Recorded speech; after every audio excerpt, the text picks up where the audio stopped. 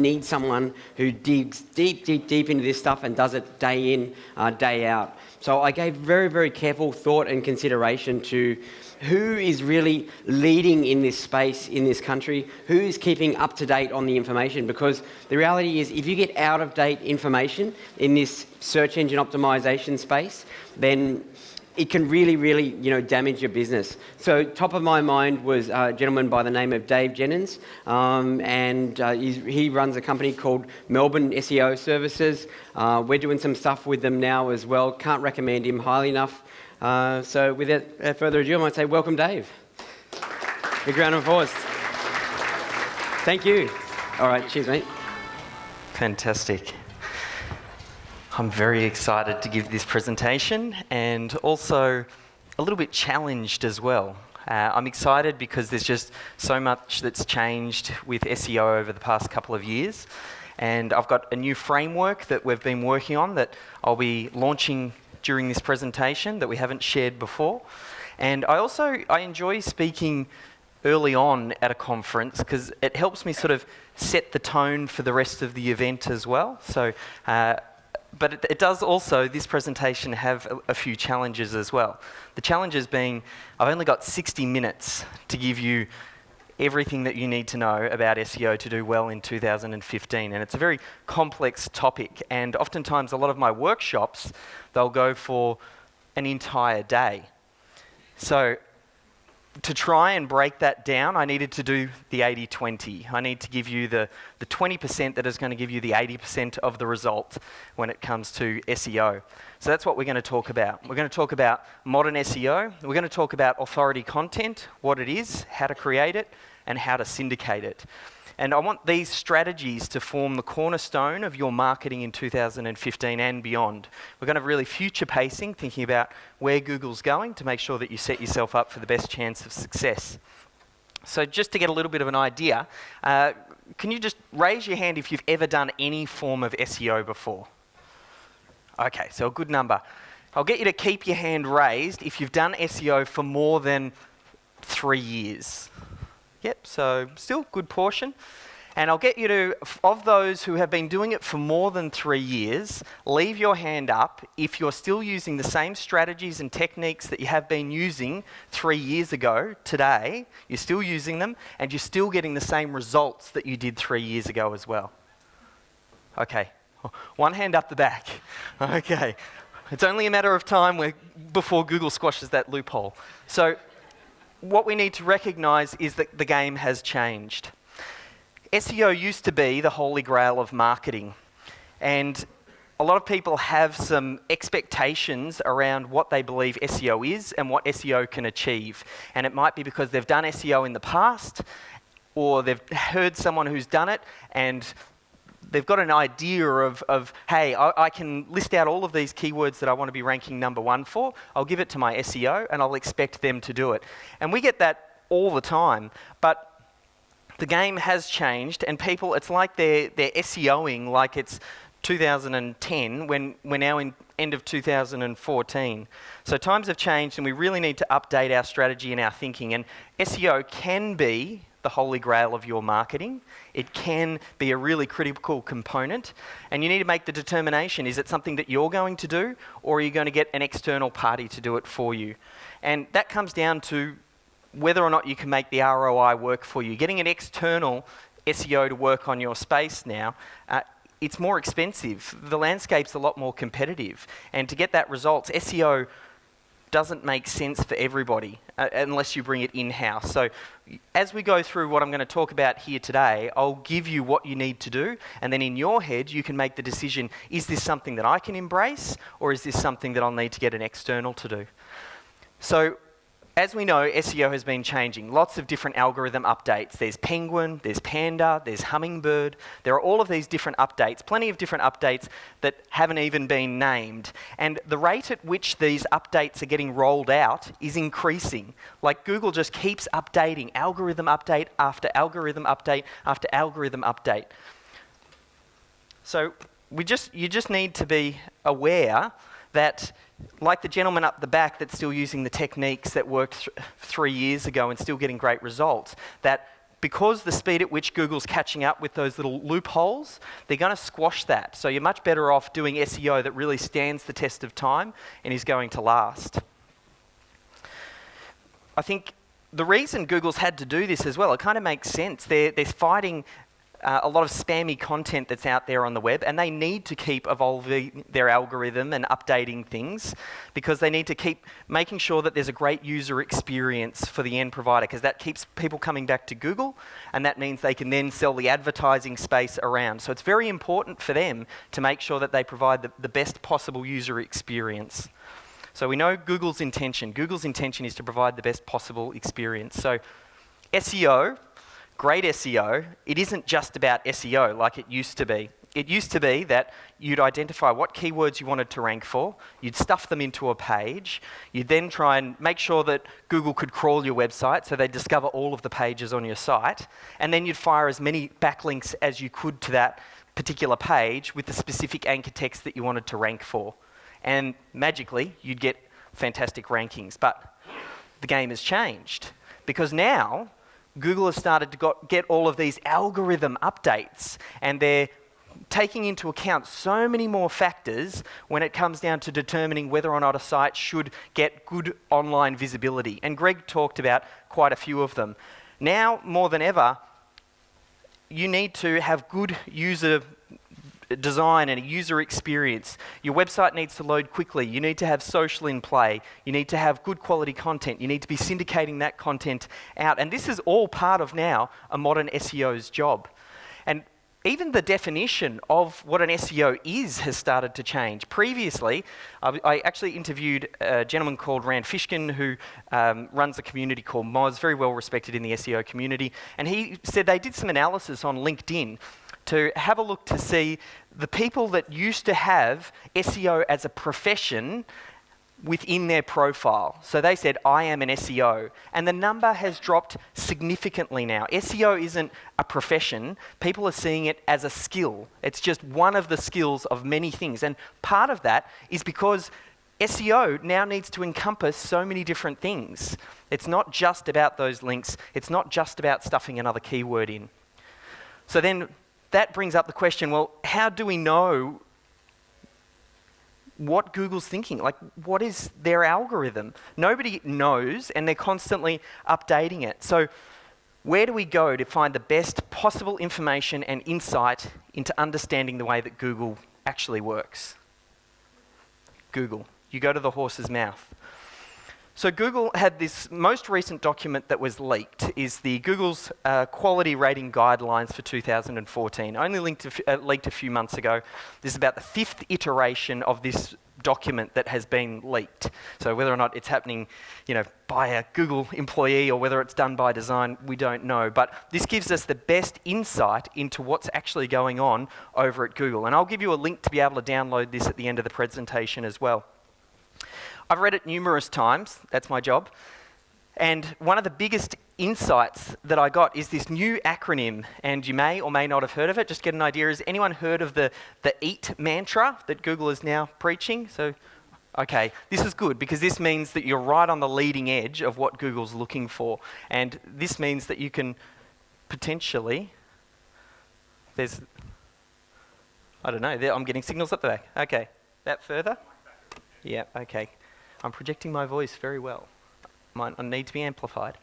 So the insight that we're getting from Google is that they're looking for websites and presences that demonstrate expertise, authoritativeness, and trustworthy, which is this EAT mantra. And it's throughout the entire document. It flows into what Greg talks about with ZMOT, which I'll tie all of this together.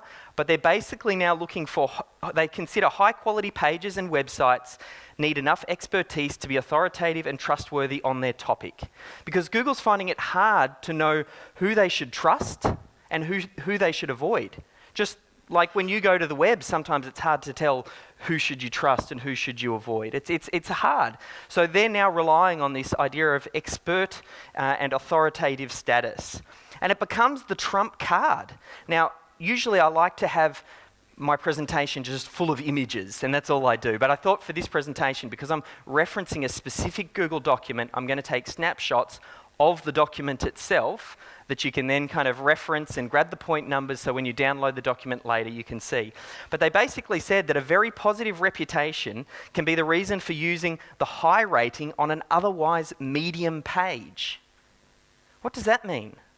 That means it's the trump card. That means you can have other things not being quite up to standard, but if they see you as an authority, if they see you as an expert, they'll mark your page as high. It's a case of all boats float on a rising tide. And the rising tide is positioning yourself as an expert and positioning yourself as an authority. This is not the first time that we've heard Google say this. Earlier this year, Eric Schmidt came out and they had this excerpt from the book that Greg talked about, The New Digital Age. And Eric Schmidt said, within the search results, information tied to verified online profiles will be ranked higher than content without such verification, which will result in most users naturally clicking on top verified results. Now here's the kicker. The true cost of remaining anonymous then might be irrelevance. Even the most fascinating content, if tied to an anonymous profile, simply won't be seen because it's due to its excessively low ranking. Now that was a big mouthful, but I mean that's straight from Google, and now we're seeing it inside the document, the leaked document, so we know for Google this is extremely, extremely important. So, authorship, it must be the answer. Everybody's starting to see authorship pop up. We know that Google is trying to push through to Google+, and to do that, they encouraged website owners to assign their profile to a piece of content, so much so that they would even put your profile picture in the search results. And everybody's thinking, oh wow, this is the answer of what Google's looking to do. But then Google threw the curveball and they killed authorship. And they said, look, it's not really working the way that we expected it to. And then all of these SEOs start running for the hills thinking, oh, okay, maybe authorship and this EAT mantra, maybe it's not really as important as they said. They've killed it off.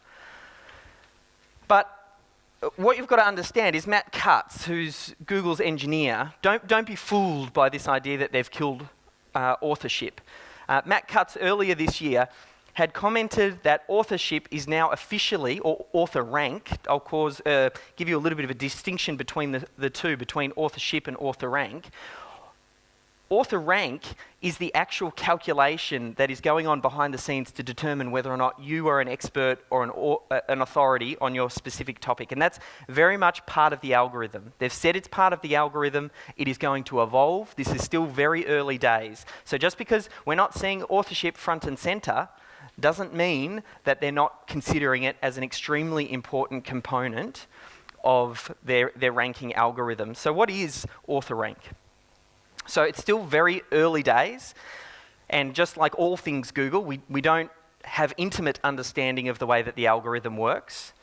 We don't know exactly what they're looking for, and it's constantly changing. It's a moving goalpost. But what we do know from people like Matt Cutts and John Mueller, who is another Google engineer who does Hangouts and things like that, what we do know is there are different factors that they are looking at, and they're improving this algorithm and they're trying to get better at it. It's about engagement of your content, it's about comments, it's about getting shares on Google+, having the content shared and sharing with other experts in your space.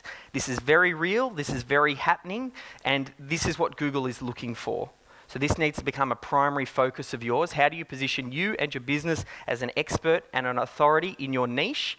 Because as they start to further automate this, we're so early in the development of this. At the moment, they're still relying on the quality guidelines, which is very much a manual process. But they will include it inside the algorithm. And parts of it already are. So how does this quality rating guidelines that we've got actually work? How are they ranking websites? Well, it works a little bit like a scoreboard. They have a list of all of these different criteria and things that they're looking for on your website, and they get their quality raters, particularly when they're doing a manual review, to rate your website on all of these different factors, from lowest through to highest. And depending on what happens, it's like they sum that information together and give you a score, both for you as an expert, as you as an authority, for your website, and that combination is what determines your visibility online. And this is why there are so many different categories going on. And you can see just there, I've got a couple of little excerpts, and we'll drill right down into some very specific ones, because I want to give you actionable content in the time that we've got. But really, I want to just first give you the light globe moment. I want you to go, wow, I can see Dave is a trend spotter. He's got in nice and early here. He's seen where Google's headed, because that's what I'm very good at doing. And let's get in front of that and make sure that you start to build your expertise and authoritativeness in your industry. And I want you to start to change your SEO tactics and strategies. So what is modern SEO then? Because I showed you before all of the different things that it includes. There's a whole bunch of different things that are included now in determining whether or not, good SEO is being applied or not. So, I'm on the phone talking to clients all the time, and I find myself saying the same thing over and over and over again. So I said to my team, look, I need a video to explain very succinctly what modern SEO is. And this is this new framework that I'm launching, and this has never been seen. I'm really excited to see how it goes, so make sure that you laugh at the appropriate moments, and you'll know when that is. But let's find out what modern SEO is. Oh, hi! Let me brighten your day and give you a lesson in online marketing. Boring. Here are 12 steps Get to the point. What about it? Here, have an apple. Apples. Hand these out, would you? Thanks, big guy. Now, the most important thing when it comes to marketing, you see, the thing is that...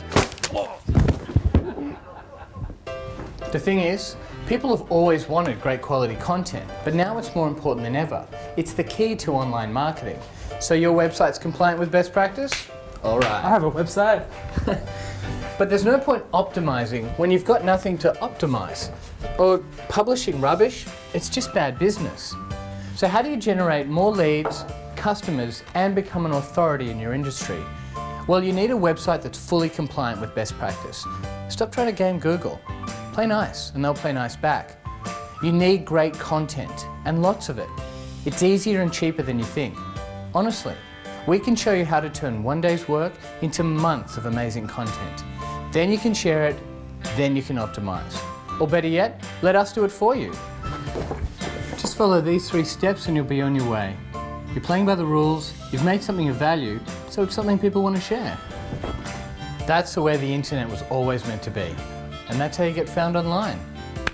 How do you like them apples? Hey. That's a good apple. Thanks, Mark.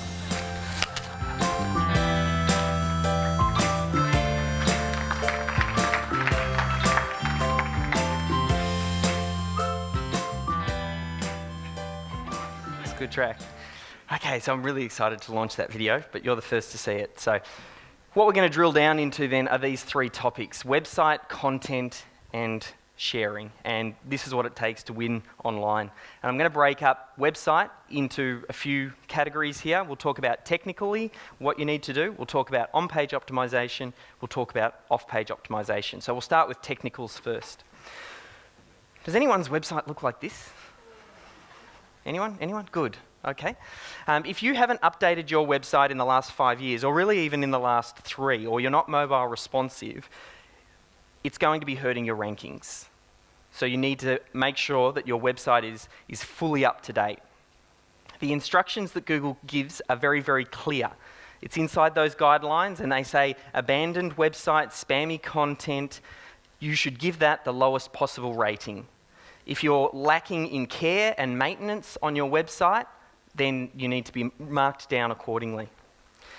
So you need to find a web designer who is not a caveman.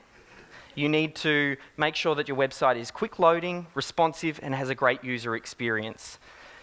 Google is very aware, as is everybody else in this room, that mobile is a huge way that people are consuming online content. And they know it's a bad user experience if I'm searching on my mobile and I click the first listing, I go through to a website, and I'm waiting for 1, 2, 3, 5 seconds, and it still hasn't loaded because they haven't optimized the page. It's trying to download these big chunky images, and I'm on my 3G connection. I'm just going to hit back and go back to the search results and click number 2. That's a bad user experience. Google wants to make sure that they get you to the best, most relevant information and answer, through to your through to the content as quickly as possible. That's what they want. They want to get you to the answer of your problem in the least number of clicks.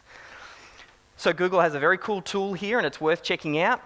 Google is getting so much more helpful than they used to be. They used to not share a lot of information, but now we've got webmaster tools, we've got guidelines getting leaked, we've got different tools like this where they're trying to show you how to do it right. Just ask the right questions of your web developer and make sure that they're following Google's sort of best guidelines and best practices.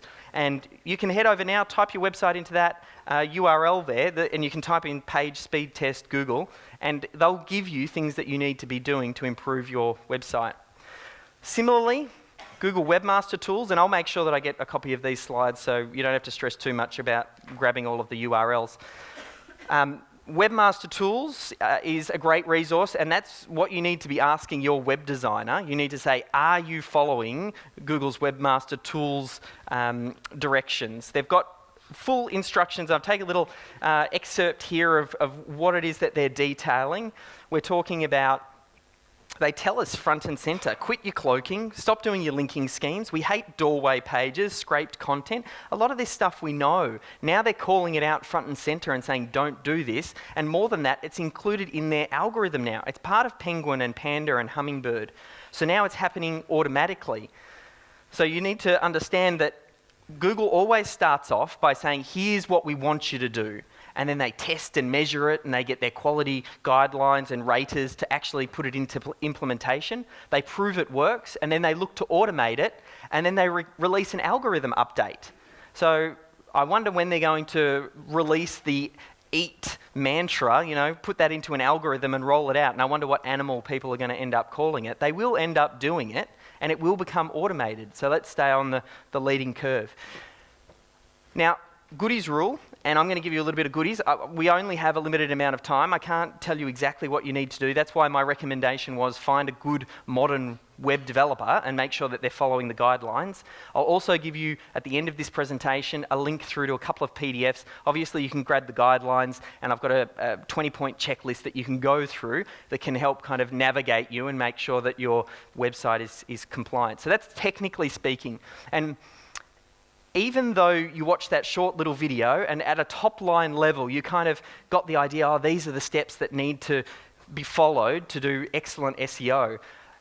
A lot of thought went into that, and we made it sound simple. That's the magic of what we do. We can take that complex and then we can break it down into the simple components. But this has been thought through at so many different levels. It has been put in this structure and this order for a reason. So step 1 is fix your website. Don't worry about anything else until you've got your website sorted. And part of that has to do with your on-page SEO as well. So on-page SEO, now look at this line. Pages created with the intent of luring search engines and users rather than providing meaningful content to help users should be given the lowest rating.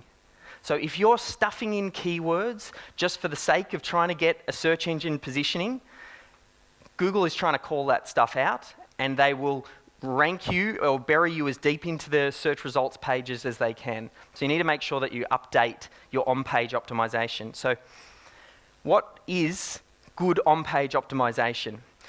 It all starts with keywords. You've heard this before. Keywords make the internet go round. I know Google's trying to change that a little bit, and they're trying to understand the intention behind a search. That's what the whole Hummingbird update was all about. For right now, though, keywords are extremely important, and they will be important for a very long time to come. So when you think about good on-page optimization, the first thing that you want to do is dump all of the keyword possibilities that you've got into a spreadsheet into one place. Start listing out your name, your staff's name, your business name, your brands, your products. Get everything into a spreadsheet. Then head over to Google, start typing in things into their predictive search. Think about, what's my client, my prospect looking for when they come to Google? Start typing some of those keywords in and see what Google recommends and predicts. Capture that information, dump it into a spreadsheet.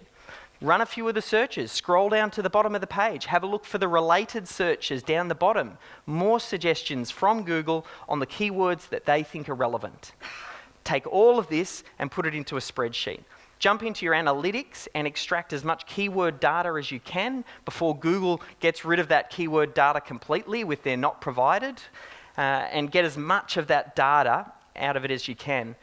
If you haven't already, install some sort of site search as well on your site so you can find out, well, what are people actually searching when they get to your website? You want to take all of this and dump it into a spreadsheet, and you can use tools like Market Samurai and other different keyword research tools to help you build that list. Then what you want to do is try and prioritize that order a little bit. Prioritize those keywords. You cross-check it. When we start creating content and we start to optimize our website, we want to make sure that we're optimizing for the phrases that are going to bring in the best possible clients. So we cross-check it with Google's keyword planning tool to make sure that there are some actual search volumes for the keywords that you're looking to optimize. That's actually not as important as it used to be, because you can go for very long tail phrases, and if you follow the authority content model, you'll be putting out lots of content that hits lots of different keywords. But just be data driven. Try and find out which bits get, which content and which keywords get the most engagement, and then try and think, right, how can I get even more of that traffic? Once you've done that and you've prioritized your list, then you use a tool like Screaming Frog. It's a free tool that enables you to crawl your website, and it'll come back and it'll give you all of the different pages on your website that you've got as potential candidates for optimizing. And it just makes it, we used to do this manually, but now some of the SEO spider tools will make it very easily possible to scan your website and export and dump it all into a spreadsheet. And then we start to map it. We take those keywords that we selected earlier, and we have a list of all of the pages on our website, and we mesh the two together and assign one keyword per page. And this is kind of like those first few steps. It's very important to make sure that you choose keywords that match the content of the page, because you want to make sure that there's a good message to market match. If someone types something into Google, is looking for one thing, and then you display a page on a completely irrelevant topic, then that's not a good user experience. They'll hit back, and that sends a signal to Google that you're not relevant, and we should bury that deeper. So, a little bit of a question. Do you think, with what I've just told you now, that we should optimize the privacy policy page on your website for a keyword? I'll get you to raise your hand if, okay. Let's have a little bit of a breakout session afterwards. I need to get you guys a little bit more up to speed. You don't want to be optimizing for a heavy keyword that might be one of your money keywords, even though the privacy policy page is one click away from the home page. That means it has the potential to get a lot of value in the eyes of Google, but we don't want to be optimizing it for a phrase that, you know, if I typed in like golf supplies and then I landed on a golf supplies privacy policy page, there's not a very good message to market match. So you shouldn't really be optimizing your privacy policy page for keywords.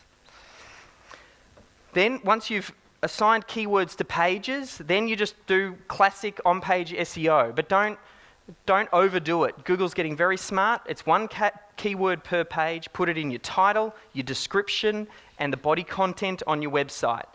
Don't try and optimize for the search engines as the first port of call. Always optimize for the user. The user comes first with your optimization.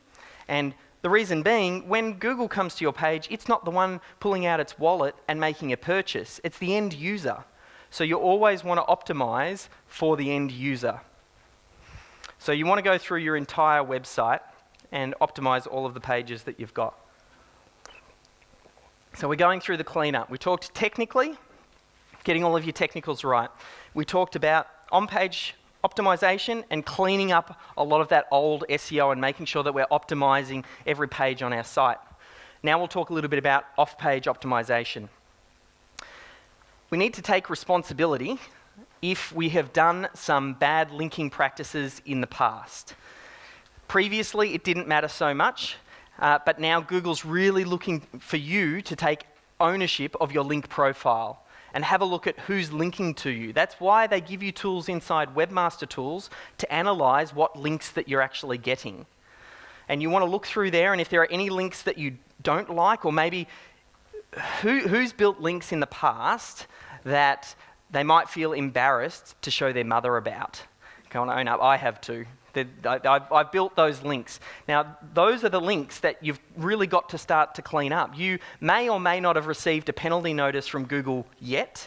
If you have to go through the reconsideration process anyway and clean up your link profile. But even before you get that love note from Google, why not start cleaning up your profile now? Because the algorithm changes are happening one after the other, so you might as well take ownership. And they're saying, Matt Cutts is saying, you really should take ownership of your link profile. So clean it up even if you don't have a penalty. And start to focus on building up your reputation. This is all centered around that EAT mantra. Google's looking for those experts and those authorities, and they're the people that they want to display in the search engines. And they put it front and center. They want to make it easy for their quality rater guidelines, raters that go through your website, to determine who is responsible for a website, who created the content on a page. And they then want their raters to go looking around the rest of the web and look for independent, credible sources of information that back up your story that you're an expert. So that's why this reputation management and the monitoring of your links is so important.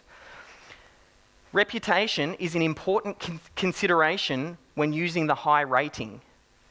We are not going to give your website a high rating unless you also have a very good reputation. I'll just put it around a little bit of a different way. And this plays right into the hands of what Greg was talking about with the 0 moment of truth. This marketing model that has been around for many years, Google recognized where they play an important part. And they said this 0 moment of truth, that's where we play. Google is at that spot and they capture people just as they're in that research mode. When they're looking for reviews, when you're looking in forums, when you're looking for feedback and how other people are engaging in that content. That's where Google is most helpful, and they recognize that, and now it's becoming part of their algorithm, and that's why you want it to monitor. So it's probably time to ask yourself, how do you stack up with those things that I went through with your website? How is your website, technically speaking? Does it kind of tick a lot of those boxes? For your on-page optimization, are you doing tactics that are outdated that they're really trying to weed out with their algorithm? And your link profile, how does your link profile look? This is the first step and something that you should take the time to go through and actually clean up your website. And I think, like I said, I'll give you a checklist that can help guide you through this, but what does not following this process cause? It causes you to get an excessively low ranking and excessively low score from Google, which means it reduces your visibility online. So this needs to be the first place that you start. So number 2, we'll talk a little bit about content. So content, I now say if you don't have a content marketing strategy, you don't have an SEO strategy. They go hand in hand now. You have to be having both in place. And where content marketers go wrong versus SEOs is the content marketers are just thinking about putting out great quality content and they're not thinking about traditional SEO and how to optimize it. That's not in their head. It's just about creating all of the best quality content that we can. Now, SEOs, on the other hand, SEOs are thinking about how can I just create content as an opportunity to create a link and build my reputation off-site. So there's a little bit of a mismatch there. Neither of them have got it right. Content marketers, if you're not SEOing your stuff, you're not getting the full advantage of the content you create. And SEOs, look, the game has changed. You've got to start putting out quality content.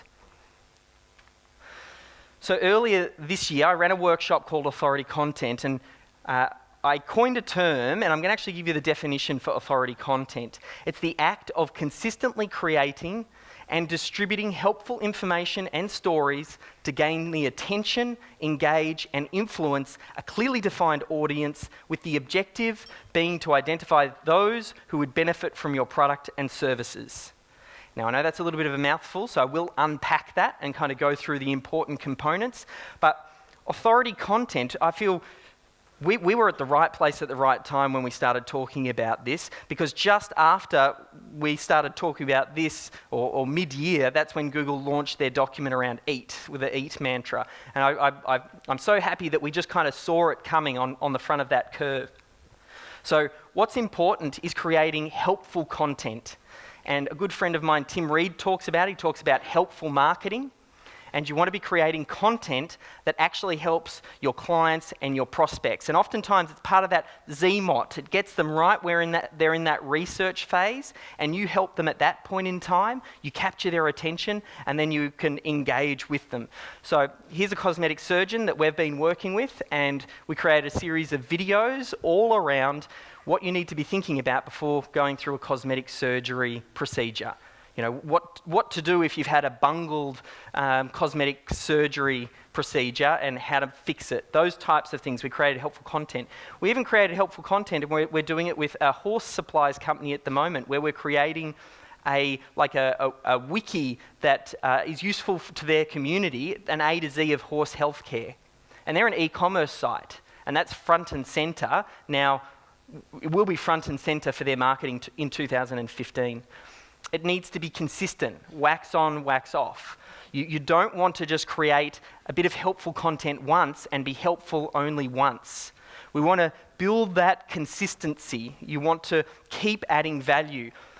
You want to show people that we're here to stay and that we want to continue to serve the community. And that's really what Google wants to see, and also what your end consumer wants to see as well.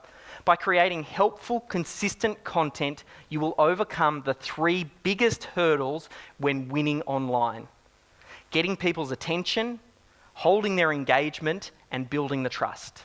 So creating good quality content gets their attention. It not only gets their attention, it's not enough to just try some SEO strategy to get a little bit of traffic.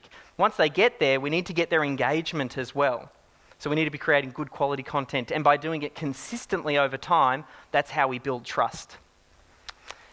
So what do you think the secret is? Like for us, for content marketing, we've discovered a little bit of a secret. What type of content do you think is going to be most engaging? Video, good. So we're all on the same page. Video is the secret.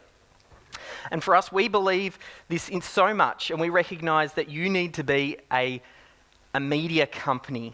Every business really should have a media component inside their business. And we believe in it so much that we set up a company called Melbourne Video Production. Even though we're an SEO company and operate in some different spaces, I thought, hang on, this is a trend, it's important for the future, we need to start this company. And so we did, because it just goes hand in hand. And it's some of the lowest hanging fruit that you'll find online right now. Every company needs to be a media company. And here's why. The fact is, in 2018, 75% of all consumer traffic will be video. That's huge. And that trend is only growing. That trend is your friend. Look for trends and opportunities and ride that trend. Video represents a huge opportunity. And this is only getting accelerated by the fact that obviously there's mobile computing and tablets, and the consumption of video is increasing on those devices. But you just wait until someone, and we're so close, someone figures out how to crack the merging of TVs and consumption of online content. It's still all clunky. All of the TVs are horrible when you try and navigate around on them on your normal traditional TV to try and find videos on YouTube. When someone gets that right, we are going to see an explosion in consumption of video. Sometimes it's just about positioning yourself in the right place at the right time, and it's a case of all boats float on a rising tide. You can do video content average and you'll still do well because everything's going in that direction. So take my advice. Now, initially, when I was chatting with Greg, I was thinking about positioning this session all around authority content, but that is a full workshop in itself, and I ran a workshop for that earlier this year. You can find out about it on authoritycontent.com. If you want the short version though, Greg, in the next Internet Marketing magazine issue that we've got coming out, we talk about authority content, this process that we've developed for creating content in the most effective method, and something that positions you as an authority. And it has to do with the 3 Ps: presenting, product, and promote. So presenting is a great way to position yourself as an authority. And it doesn't necessarily mean creating a little workshop like I've got here. Some industries that doesn't make sense. Maybe you do it like we did with the cosmetic surgeon or the horse supplies company. You need to batch your content creation into one day. Then you turn that into a product, whether it's a sold product or an open source type wiki product that you can optimize and have live on your website that earns links naturally. And then the final P is the promote stage, where we take that content up, chop it up into little pieces, and then syndicate it across the web. It's an incredibly effective strategy that has caught the attention of some big players like Andrew Griffiths, Mike Rhodes, Troy Dean. I've done this method for all of these guys, and they're getting some great results. And we're doing it for our own top-end clients as well, so it's incredibly effective. So that kind of takes us through. We've now talked about the website, and we've talked about the 3 subcategories. We talked about content and how important content is now. It goes hand in hand. Finally, we need to talk a little bit about sharing. So that's just a little snapshot from the authority content, but again, just 80-20ing this for you and giving you the most important components. As Greg said, first step when creating your authority content is to put it on your blog. That needs to be the center point for all of your content creation. So post it on your website and optimize it. Then send it out to your database. Nothing attracts a crowd like a crowd. So if you can create the initial engagement and comments, which you're most likely to get from your raving fans, do that first before you start sharing it elsewhere. So now you've got a conversation going, and when you start to share it and amplify it, like Greg was talking about, then you'll get even higher engagement. So create the content on your blog. Then we can start to push it out through to the social channels. Now, which social channels should you play on? I feel like you should play on definitely the top line, but the second line down, you have to think about where your target market is. If you're looking for housewives between the ages of 30 and 40, you should be playing on Pinterest. If you're looking for teenagers between the ages of 13 and 26, you should be looking at Snapchat. If you're wanting business professionals, you play on LinkedIn. So think about your social media channels as that distribution arm for you and the first port of call for good SEO. And pick those channels right up front. And then watch SEO start to happen naturally. If you're creating good quality, authority content that gets shared and is helpful, people will engage in it, people will tweet it, people will comment it, they will pass it around the web, and you'll find SEO starts to happen naturally. And then we add that SEO layer on top of that. So rules to share by. Every piece of content that you share on the web should be optimized. And I always like to be the best example, so I am always running different experiments. About a year and a half ago, I got married, and I did a surprise song for my wife. At the wedding, I sung a song, Adam Sandler, Grow Old With You, a cover. Does anyone know that song, Grow Old With You? Yeah. It's a good song. I won't sing it for you now, but during the break I will. And I got it recorded, and I'm always looking for an opportunity, and we took that and then we edited it down because I want to be the best example. So we recorded it, I optimized it, went for quite a long tail phrase. Now, much to my wife's displeasure, because she's a much more private person than I am, this video, less than a year, has over 53,000 views. 53,000 people have watched a little snippet of our wedding. So how did I do it? I picked a keyword, I popped it in the title, the description, and added it into the tags. Now, this same thought process, I've already told you about creating the spreadsheet. Every bit of content now that you syndicate out, where possible, you should be optimizing it. Whether it's on YouTube or whether it's on any other platform, you should be optimizing it. Think of the phrases that you want to be coming up for and use like tags and on-page optimization for everything that you put out there. And I almost felt like Greg hasn't seen my presentation, and it just so happened that this presentation is called, I had authority content front and center. I talk about amplifying the winners, because this is what you want to do from an SEO perspective. Then when we have our content, watch which pieces of content get the most engagement. Then we layer SEO over the top. We do PDF sharing, press releases, turning the content into infographics and guest posts, and a whole host of other things that we do. And you do it on the most popular content. And then you watch the good stuff start to rise to the top. I've got to put a little bit of a disclaimer here, because I know there's going to be someone, if I didn't say this, who would come up to me during the break and say, "You suggested in your presentation doing guest posts." And you were going to be that man, but I'll answer it. You suggested doing guest posts, but Matt Cutts came out and said, hey, we are targeting guest posts specifically because guest posts are spammy and low quality. And it's a valid comment, but we need to dig deeper what Google's actually trying to do.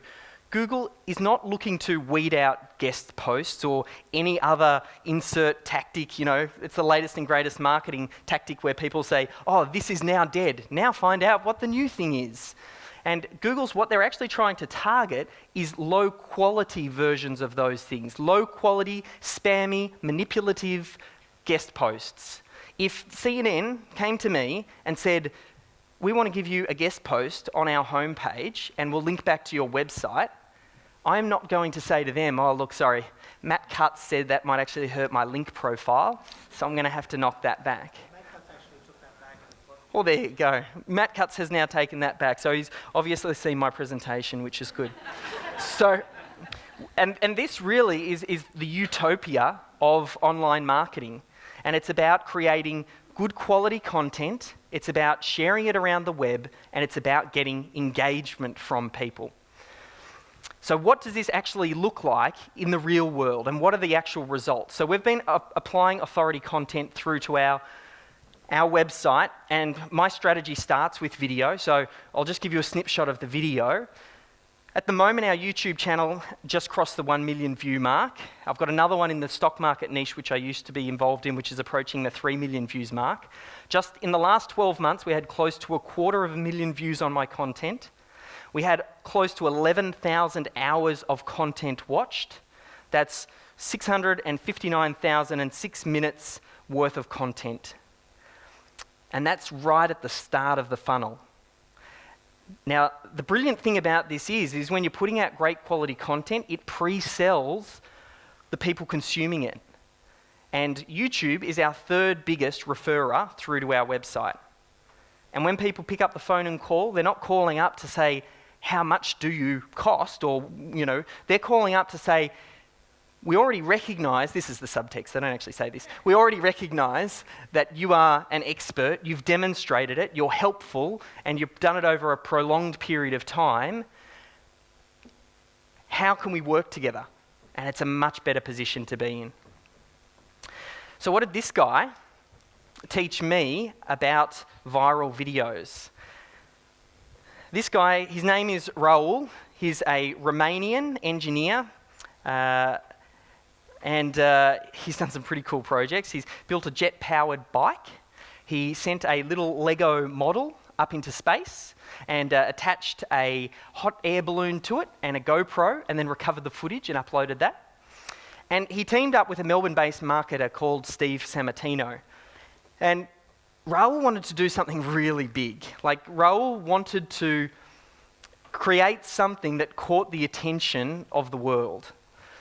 So he came up with this idea, and Steve had been talking to him and helped doing some of these other little projects. And he said, okay, well, we're going to need to get some funding for this. So Steve put out this tweet and said, I've got this top secret project that I want some investors to come along on. And I thought, oh, okay, I'm interested. So I replied back to the tweet, and he sent me out this little prospectus, and he said, look, I want you to send me some money. You deposit it into my PayPal account. There's a very good chance that you'll never see this money again, and most likely it will fail. But it has the potential of being really, really big. And I think it's something that we need to do to capture the hearts and minds of the world. So what did I do? I sent him money to his PayPal account and got involved in this project. And Raoul had this idea of building a life-size Lego car that was powered by air. That's a photo there of it, and you can see everything except for the load-bearing struts and the wheels, everything else is made of Lego. Even the engine of, I think it's like 260 pistons that are powered by compressed air that go in and out. He built this over the course of 18 months in his little cave over in Romania. And then, with these backers, ourselves included, we shipped the car back to Australia. And and we flew Raoul over. And in the shipping, as we moved it over back to Australia, it got pretty dinged up. So we needed to rebuild it. So that was me actually going in, and I'm happy to say I rebuilt the side fender on that car. So I can say that I helped build this Lego car. And we recorded the video. I got my team from Melbourne Video Production to go out early one morning. It was like 4 o'clock in the morning in the burbs out in Melbourne, because we couldn't get Vic Roads to give us a permit for us to drive this on the road. So we needed to find a little back alley to drive it up on the road. And then this is what we captured.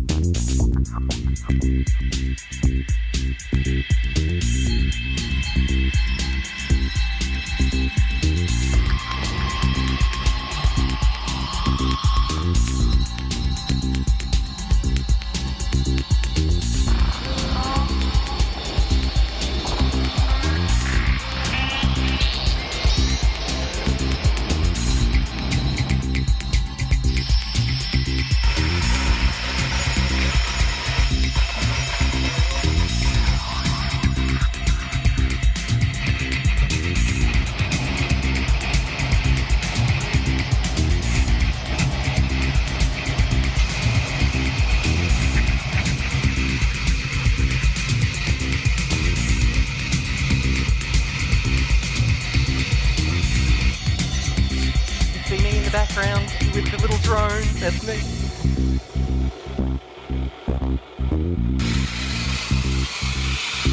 We didn't use any of the drone footage, it was horrible.